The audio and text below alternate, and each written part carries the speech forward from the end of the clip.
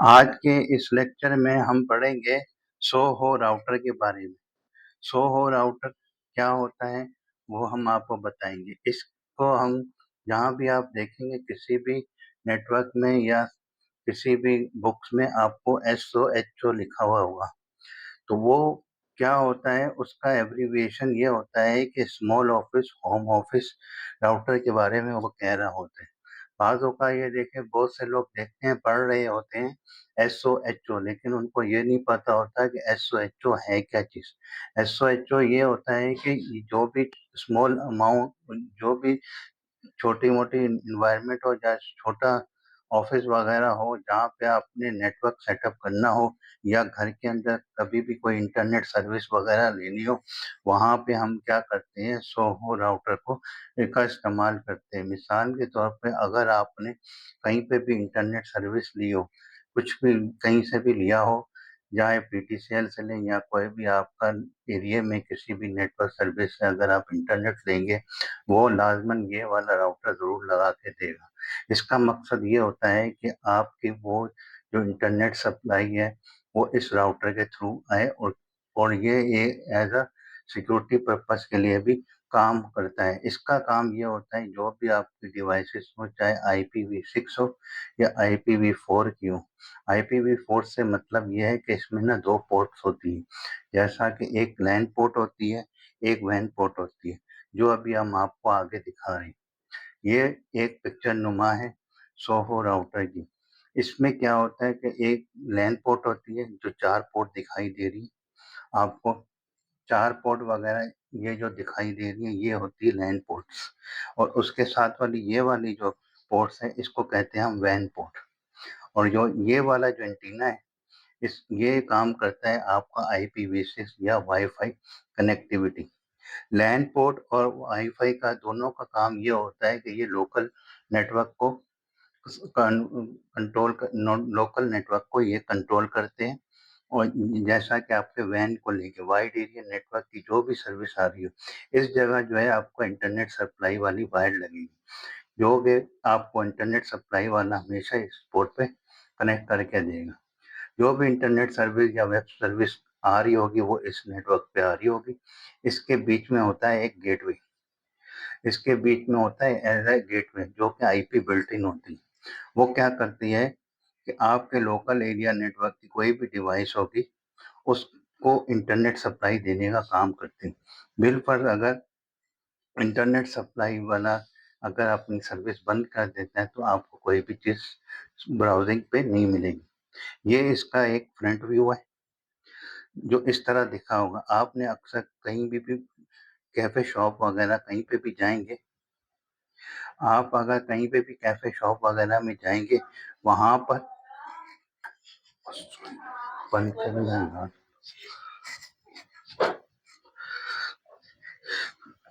आप अगर कहीं पे भी कैफ़े वगैरह कहीं पे भी जाएँगे, वहाँ पर आपको इस तरह की शिकल का आपको राउटर या डिवाइस मिलेगा।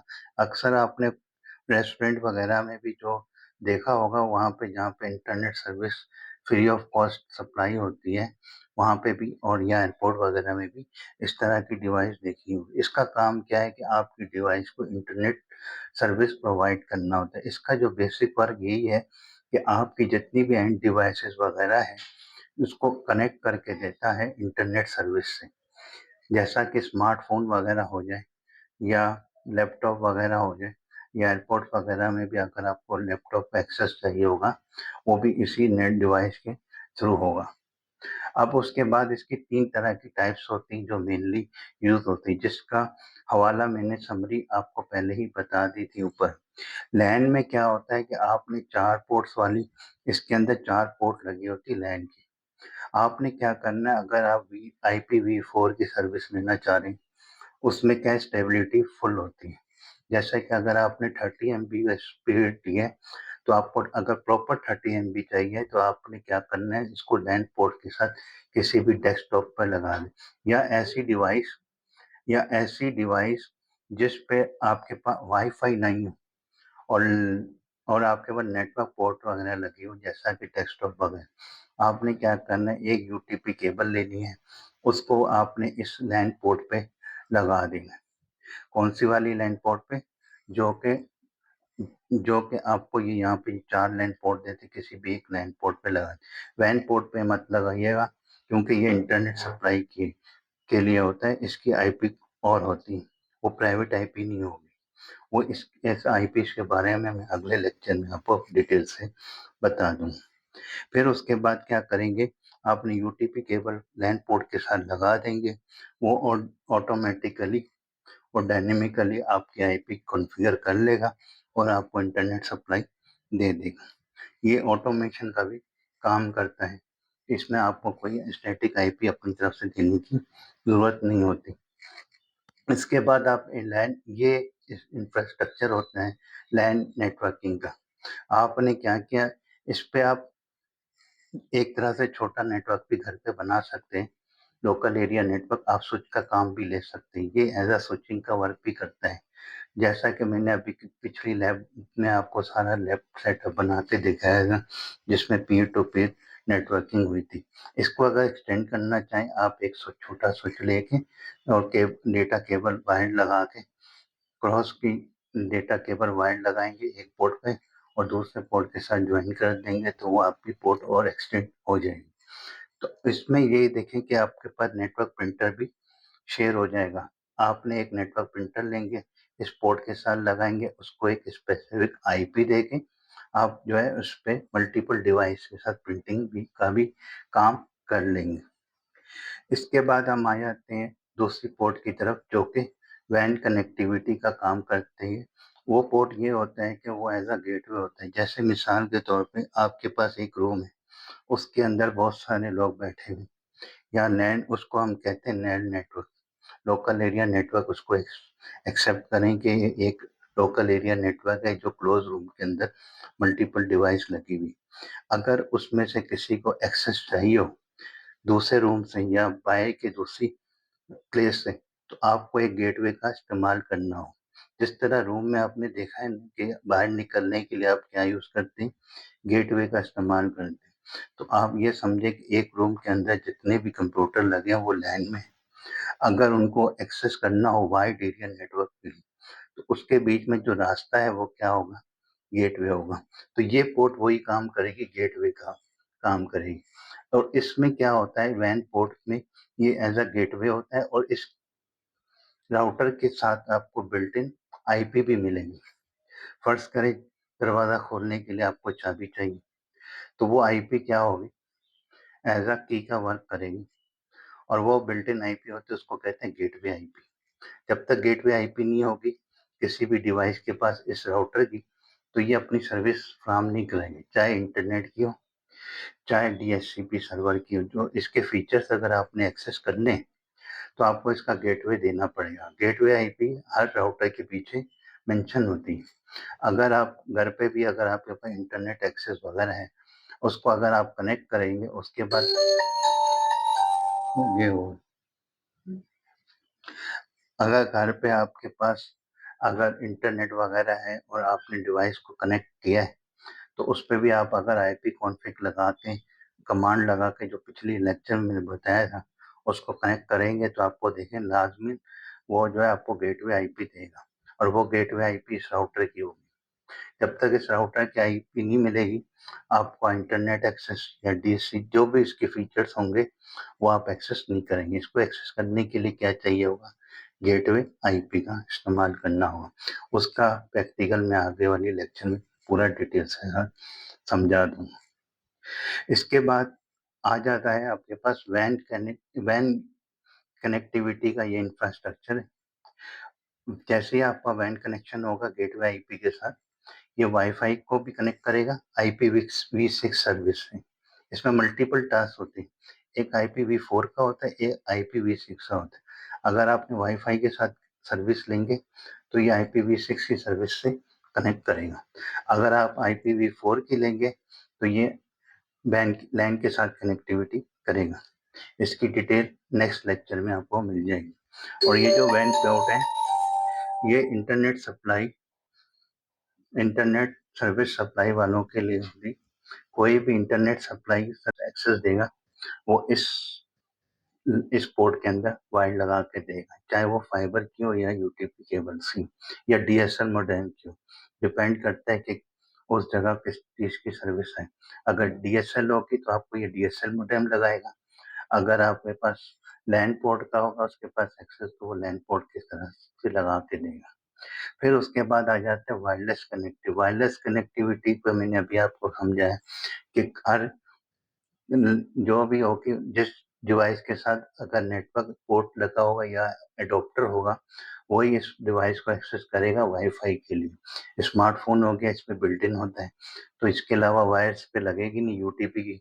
तो इससे हम सिर्फ और सिर्फ क्या करेंगे, IPv6 की सर्विस लेंगे और उसमें कुछ फीचर्स हम यूज नहीं करेंगे जो कि इसमें अवेलेबल नहीं है। इसका काम सिर्फ और सिर्फ इस डिवाइस को कनेक्ट करना है वाईफाई के लिए और इंटरनेट सर्विस सप्लाई देनी है, या इंटरनेट से रिलेटेड कोई और सर्विस होगी वो कनेक्ट करेगा। जैसा कि आप मैसेंजर ले लें, व्हाट्सएप ले लें, ये जो है वेब बेस्ड सर्विस वगैरह पे आती हैं, तो इसलिए ये सिर्फ वही सर्विस देगा। अगर आप इससे प्रिंटर शेयरिंग करेंगे, अगर वाईफाई हुआ तो ठीक है, वरना तो ये वाईफाई के अलावा और कोई एक्सेस नहीं कर सकते। जैसा कि लैपटॉप है, अगर वाईफाई की सर्विस लेंगे तो सिर्फ वाईफाई करेगा। लैन के लिए इसको आपको वाईफाई बंद करना पड़ेगा, फिर वायर लगा के यहाँ से नेटवर्क से सर्विस ले सकते हैं, क्योंकि इसमें दो एडॉप्टर होते हैं, एक यूटीपी का एडॉप्टर होता है, एक वाईफाई एडॉप्टर होता है। और अगर डेस्कटॉप लेंगे उसमें यूटीपी का होता है। तो हम इसलिए ये राउटर ड्वेल सर्विस के लिए अवेलेबल होता है। जैसा कि अगर आपके पास डेस्कटॉप है और वाईफाई नहीं है और उसमें एडॉप्टर नहीं लगा, तो आपने किसी भी लैन पोर्ट के साथ वायर को कनेक्ट करेंगे यूटीपी को, तो वो आपको वही सर्विस देगा जो वाईफाई के साथ होती है। लेकिन ये IPv4 की सर्विस देगा, वाईफाई जो है आपको IPv6 की सर्विस देगा। इस पर इंटरनेट सर्विस होगी, लोकल में आप कोई भी नेटवर्क सेटअप करेंगे उसकी सर्विस मिलेगी। फिर उसके बाद इसके बहुत सारे फीचर्स होते हैं। एक तो कनेक्टिविटी, कनेक्टिविटी बहुत इजी होती है, यूज़र फ्रेंडली भी है, एडवांस भी है। अगर कोई नया यूज़र्स है, वेब पेज पे नेक्स्ट नेक्स्ट नेक्स्ट क्लिक करेगा तो ये ऑटोमेटिकली कॉन्फ़िगर कर लेगा और आपको इंटरनेट सर्विस प्रोवाइड होगी। प्लग एंड प्ले वाला हिसाब। सिक्योरिटी इसमें दो तरह की होगी, एक SSID हाइड करें या अनहाइड करें वो कर सकते हैं। वापा 2 की सर्विस वगैरह देगा। और प्रीशेड की, जैसे आप कनेक्टिविटी करेंगे तो उसमें वो सिक्योरिटी देगा, सिक्योरिटी पासवर्ड वगैरह होगी। 3 तरह की सिक्योरिटी होती है, उसकी डिटेल जब हम कॉन्फ़िगरेशन शुरू करेंगे उसमें बता देंगे। फिर मैनेजमेंट आ जाती है। मैनेजमेंट में ये है कि कोई भी पीसी अगर कनेक्ट है नेटवर्क के हवाले से या इंटरनेट सर्विस के हवाले से, इसके नीचे एक मॉनिटरिंग सिस्टम आ जाता है, जिससे आपको पता चल जाता है कि ये यूज़र कितनी देर तक इस नेटवर्क पे लगा है और कितना इसने डेटा ब्राउज किया। सर इसके हवाले से आपको पूरी डिटेल मिल जाएगी, उस तरह आप मैनेज वगैरह भी कर सकते हैं और मैक एड्रेस से भी सिक्योरिटी लगा सकते हैं। और उसके बाद इंटीग्रेशन जो अभी मैंने आपको बताई, जैसा कि लैन ये आ गया, पता नहीं जैसा। फिर इसके बहुत सारे फीचर्स होते हैं, जिसको सोहो राउटर के मुख्तलिफ फीचर्स होते हैं, जिसमें जो कॉमन है वो स्मॉल ऑफिस होम ऑफिस में जो यूज़ होते हैं। इसमें कनेक्टिविटी में क्या होता है, प्लग एंड प्ले कनेक्टिविटी करता है और जो इजीली कनेक्ट हो जाता है और कॉन्फ़िगर हो जाता है। और दूसरा सिक्योरिटी में क्या होता है, आपको मुख्तलिफ किस्म की सिक्योरिटी देते हैं। एक SSID कहते हैं जिसे, और जैसे ही वाईफाई से कनेक्ट होगा वो हाइड कर दें या अनहाइड करें। और दूसरी सिक्योरिटी क्या है, इसमें वापा 2 की सिक्योरिटी होती है, वो भी हम आगे बताएंगे वो किस तरह कॉन्फ़िगर की जाती है। और उसके बाद मैनेजमेंट में क्या होता है, जितने यूजर्स आपके साथ कनेक्ट हुए हैं और उसमें ये पता चल जाता है कौन सा यूजर कितना डेटा आपका फ्लो कर रहा है और किस तरह के वो ट्रैफिक वगैरह ले रहा है वो भी बता सकते हैं। फिर इंटीग्रेशन में क्या होता है कि आपका लैन का जो सिस्टम है और वैन का सिस्टम है उसको आपस में किस तरह मैनेज करना है। और उसके अलावा इसमें नेटिंग वगैरह का भी काम करता है। जो भी इंटरनेट सप्लाई देता है वो आपको सिंगल IP देगा, उसको ये मल्टीपल डिवाइस में आपको कनेक्ट करके देता है। मिसाल के तौर पर अगर मेरे पास 3 आईफ़ोन है या 3 कंप्यूटर हैं या 2 लैपटॉप, तो टोटल 8 डिवाइस। पीछे से जो वैन पे जो कनेक्ट किया वो सिंगल आईपी है। सिंगल को मल्टीपल आईपी में डिस्ट्रीब्यूट करके आपको मुख्तलिफ डिवाइसेस को कनेक्ट करता है, जो कि हम आगे डीएचसीपी सर्वर में उसकी डिटेल देखेंगे। रेंज कितनी रेंज तक ये आपको डिवाइस को नेटिंग करके आपको दे सकते हैं, जिसमें नेटवर्क एड्रेस ट्रांसलेशन कहते हैं। उसके हिसाब से अगर ये जो है आपको सिंगल आईपी से मल्टीपल आईपी को कन्वर्ट करके मुख्तलिफ डिवाइसेस के साथ कनेक्ट करता है। उसके बाद आ जाता है जी डीएचसीपी सर्वर। मैंने अभी आपको बताया ऑटोमेटिकली सर्विस देता है आईपी की। उसकी में नेक्स्ट लैब है, उसकी नेक्स्ट लैब है जिससे आप ऑटोमेटिकली सीखेंगे किस तरह ऑटो आईपी ये प्रोवाइड करते हैं। इसके अंदर इस राउटर के अंदर automatically DHCP server built in होता है। और उसके बाद है डीएनएस। डीएनएस क्या होता है? ये आपकी जो भी वेब ब्राउजिंग वगैरह होती है वो होती है आईपी की फॉर्म में। आईपी को ये कर देता है डोमेन नेम के अंदर। मिसाल के तौर पे अगर आप गूगल लिखते हैं, वो गूगल क्या है, बैकग्राउंड में आईपी वगैरह होती है।